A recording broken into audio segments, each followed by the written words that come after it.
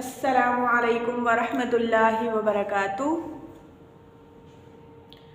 तो जी प्यारे बच्चों, कैसे हैं आप सब। उम्मीद करती हूँ आप सब खैर व आफियत से होंगे। तो जमात शिशम, आज हम पारा नंबर 4 रुकू नंबर 1 पढ़ेंगे। तो चलें हम अपनी दुआओं के साथ शुरू करते हैं। पढ़े आऊज़ु बिल्लाहि मिनश शैतानिर रजीम। बिस्मिल्लाहिर रहमानिर रहीम। Rabbi ज़िदनी इल्मा, rabbi ज़िदनी इल्मा, rabbi ज़िदनी इल्मा। रब्बि इश्रह ली सदरी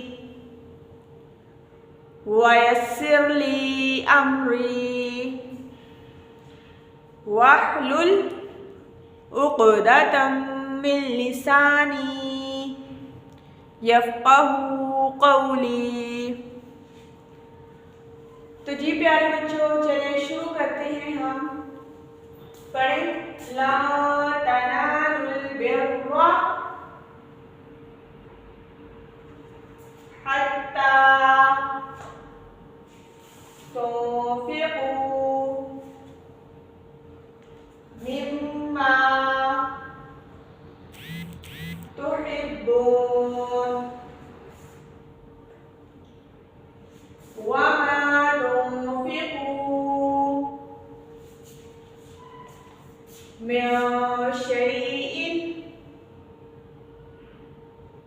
फ़इन्नल्लाहा बिही अलीम। तो जी बच्चों, आज हमने अभी पारा नंबर 4 रुकू नंबर 1 शुरू किया, तो उसकी पहली आयत पढ़ी है। तो अब हम इसमें मौजूद तमाम क़वाइद को तफसील से देख लेते हैं। तो जी बच्चों, अब आप मुझे बताएं यहाँ पर कौन सा कायदा लग रहा है। ला तनालुल बिर्रा। अब यहाँ पर हमने इसको किस तरह से पढ़ा। नून को हमने जाहिर करके पढ़ा या छुपा कर पढ़ा। दोबारा से सुने, ला तनालुल बिर्रा। हाँ जी, छुपा कर पढ़ा या जाहिर करके। जी बिल्कुल, हमने इसको छुपा कर पढ़ा। तो जाहिर करके पढ़ते फिर कैसे पढ़ना था। हमने पढ़ा था लन तनालुल बिर्रा, लन करना था अगर हम जाहिर करते, लेकिन यहाँ पर हमने जाहिर नहीं करना, क्योंकि नून साकिन के बाद ता आया है। तो अब आप मुझे बताएंगे ता कौन सा हरूफ है। हाँ जी, हरूफ यमरून है नहीं।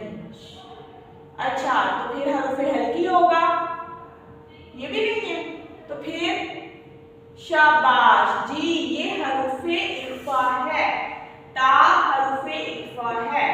तो नून साकिन के बाद जब हरूफे इख्फा आएगा तो वहां पर हम क्या करेंगे, इख्फा करेंगे। तो इख्फा का क्या मतलब है, हम उसकी आवाज को नून साकिन या तनवीन की आवाज को क्या करेंगे, छुपा कर पढ़ेंगे, जाहिर कर कर नहीं पढ़ेंगे। तो ला तनालुल बिर्रा,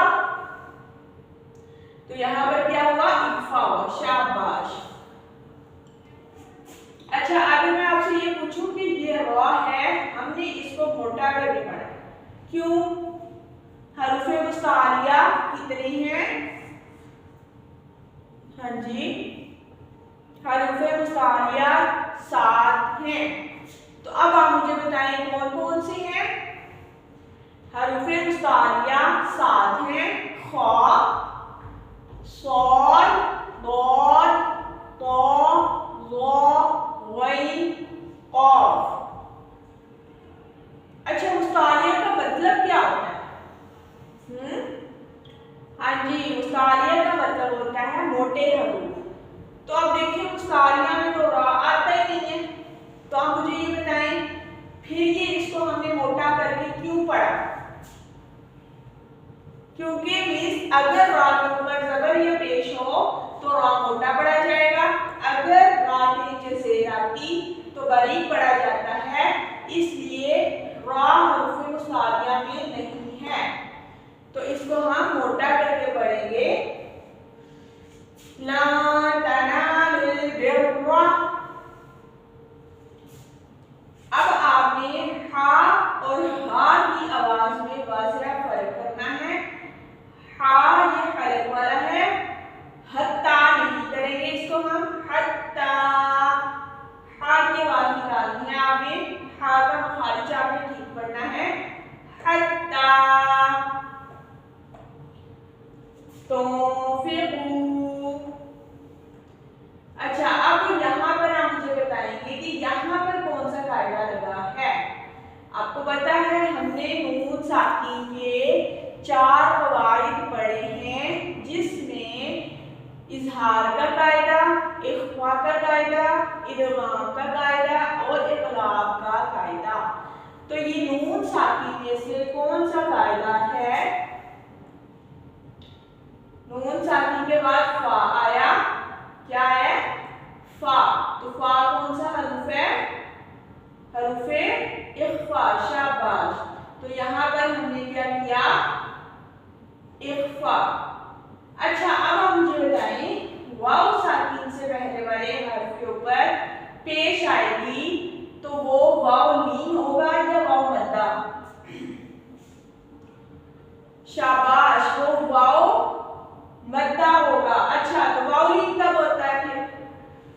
अगर वाव साकिन से पहले जबर आती तो वाव मद्दा होता, वाव लीन होता, वाव मद्दा। अगर वाव साकिन से पहले पेश आए तो वाव मद्दा है, ठीक है। हत्ता तौफिकू। देखिए हमने नून की आवाज को छुपा कर पढ़ा, यानी यहाँ पर इख्फा किया। तौफिकू मिम्मा। अब आप मुझे बताएंगे मीम मुशद्दद पर हम हमेशा क्या करेंगे? शाबाश, गुन्ना करेंगे। क्यों करेंगे? क्योंकि मिस नून मुशद्दद और मीम मुशद्दद पर हमेशा गुन्ना होता है। तो अब आप मुझे बताएं गुन्ना का मतलब क्या होता है? मैं अगर आपसे पूछूं गुन्ना है क्या, फिर क्या कहोगे?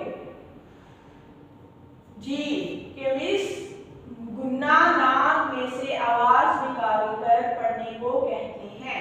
तो यहाँ पर हम नाक में से आवाज निकालेंगे, यानी कि मीम मुशद्दद पर गुन्ना करेंगे। मिम्मा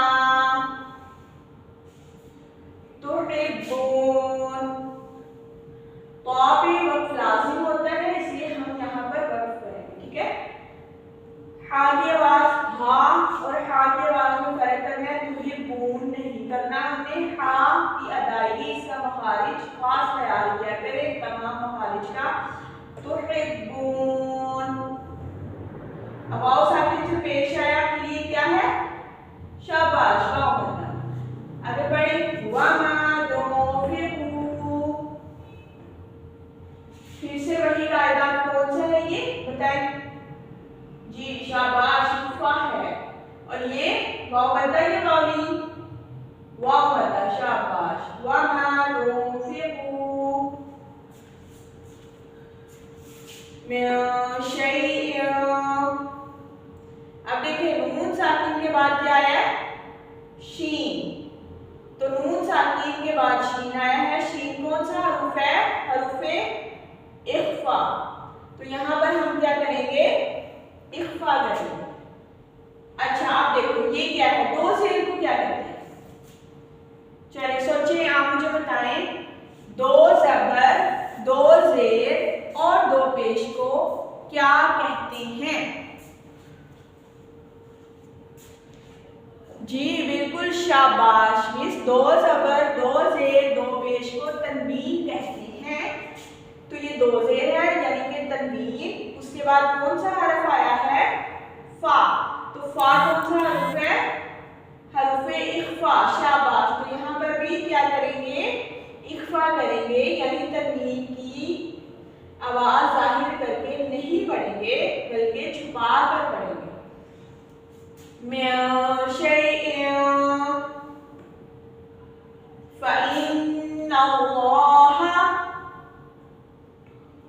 अब यहाँ पर नून मुशद्दद है, तो अब बताइए नून मुशद्दद पर हम हमेशा क्या करते हैं? गुन्ना करते हैं यानी नाक में से आवाज निकाल कर पढ़ेंगे, नाक से पढ़ते हैं ये फ़इन्नल्लाह। अब यहाँ पर लफ्ज़ अल्लाह आ गया, तो लफ्ज़ अल्लाह से पहले ये क्या है? ज़बर। तो लफ्ज़ अल्लाह से पहले ज़बर आए तो लफ्ज़ अल्लाह को बारीक पढ़ेंगे या मोटा? शाबाश, मोटा करके पढ़ेंगे। तो बारीक कब पढ़ते? जब ज़ेर आती, ठीक है। हा की आवाज, ये सीने वाला हा है, तो पढ़े फ़इन्नल्लाह बिही। अब देखें हरकत को हम ज़बर ज़ेर पेश को लंबा नहीं करते, तो ये बा को हम लंबा नहीं करेंगे, इसको एक अलिफ के बराबर लंबा करेंगे, तो बिही। अगर बा को लंबा करेंगे तो लफ्ज़ कितना गलत बन जाएगा? बिही। ये नहीं करना आपने, बिही। आइन, तो बच्चों आइन की आवाज, इसका जो है मखारिज आपने वाज़ेह अदा करना है। अलीम, अलिफ वाला अलीम आपने नहीं करना, ठीक है। आइन वाला है तो इसलिए आपने आइन की आवाज निकालनी है। अलीम। अब हम दूसरी आयत पढ़ते हैं, पढ़ें कुल्लु त्वामी काना हिल्लल लिबनी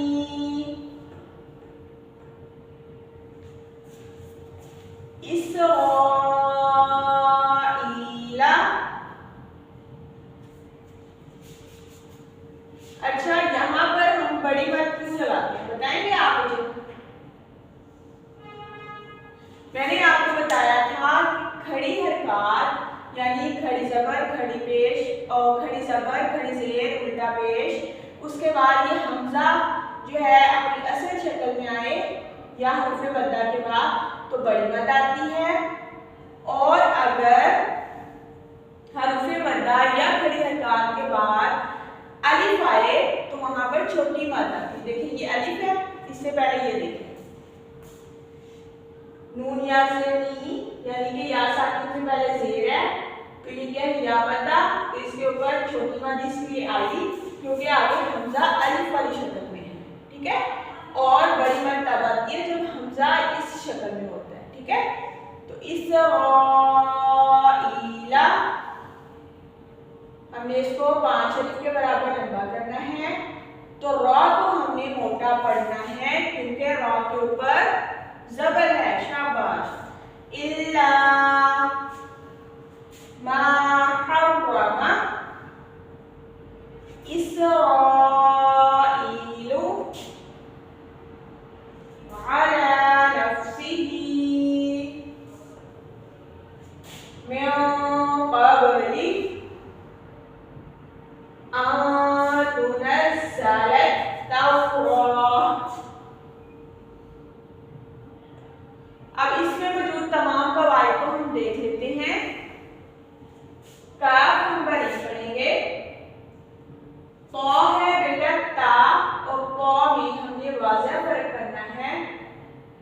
तो इसको हम ये हरूफ मुस्तालिया है और आपको पता है जो हरूफ मुस्तालिया 7 हैं, खा, सौद, दौद, तो, ला, कौफ और गैन, ये हरूफ हमेशा मोटे पढ़े जाते हैं। तो हरूफ मुस्तालिया है तो इसको मोटा करके पढ़ेंगे। कुल्लु त्वामी, आइन की आवाज वाज़ेह निकालें। कुल्लु त्वामी काना, अलिफ से पहले ज़बर है तो अलिफ बता, काना हिल्लल लिबनी। अच्छा, यहाँ पर एक कायदा है नून साकिन का,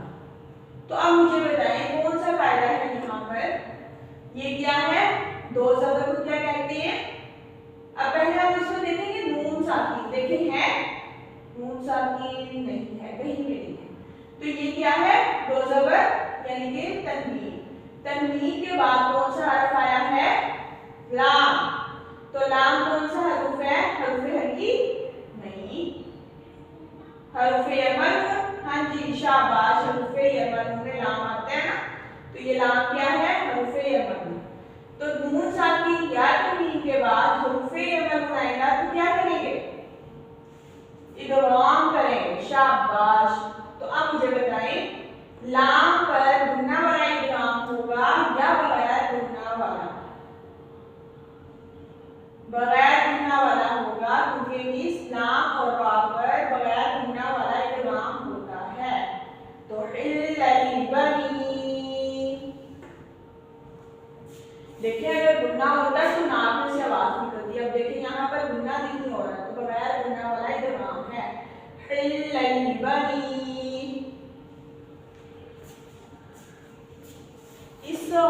इसराईला, रॉ को हमने मोटा पढ़ा, इसको कितने अलिफ के बराबर लंबा किया? 5 अलिफ के बराबर। तो या साकिन से पहले जेर है, तो ये क्या है? या लीन या मद्दा? या मद्दा है, क्योंकि या लीन तब होता जब या साकिन से पहले जबर आती। इल्ला मा हर्रमा इसराईलु अला, आला नहीं करना, हमजा की आवाज नहीं, आइन की आवाज। अला, और हरकत का लंबा जबर जेर पेश को नहीं करते, ठीक है? तो अला नफ्सिही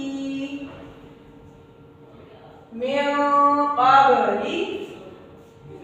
तो बच्चे यहाँ पर बताएंगे आप मुझे, नून साकिन के बाद की कौन सा हरफ है? काफ है, हरूफ इख्फा है। तो यहाँ पर क्या किया हमने? इख्फा। तो अच्छा बा साकिन आ गया। अब आप मुझे बताएं बा साकिन पर हम क्या करेंगे? बा हरूफे कौन सा है? हरूफे कलकला कितने हैं? 5। कौन से? काफ, कॉफ, बा, जीम, दाल। तो कलकला कब करेंगे? जब काफ, कॉफ, बा, जीम, दाल साकिन होंगे तो कलकला होगा। तो अब ये देखिए बा साकिन है ना, तो यहाँ पे कलकला करेंगे। क़ब्ली अनज़लत तौराह, नून साकिन के बाद ता आया है, ता कौन सा हरूफ है? हरूफ इख्फा। तो यहाँ पर हमने क्या किया? इख्फा किया। यहाँ पर जा है, जा स्थिति वाला हरूफ है, सख्ती से पढ़ेंगे क्योंकि इसके ऊपर एक तशदीद है और जा स्थिति वाला हरूफ है। अनज़लत तौराह।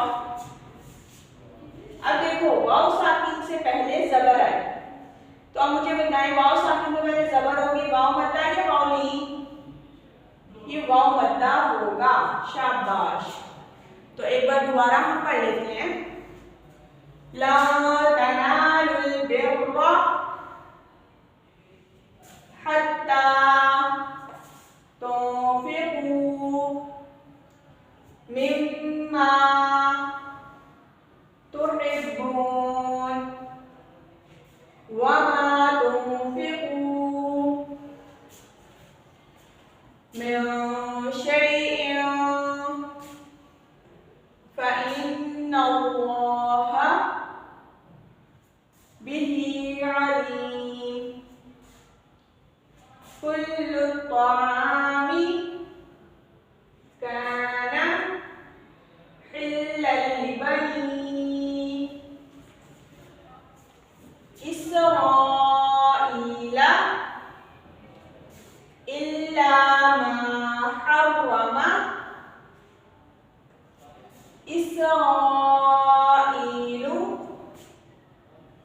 अला नफ्सिही मिन क़ब्ली अन तुनज़्ज़लत तौराह। तो जी बच्चों, आज हमने ये रुकू नंबर 1 की इब्तिदाई आयात पढ़ ली।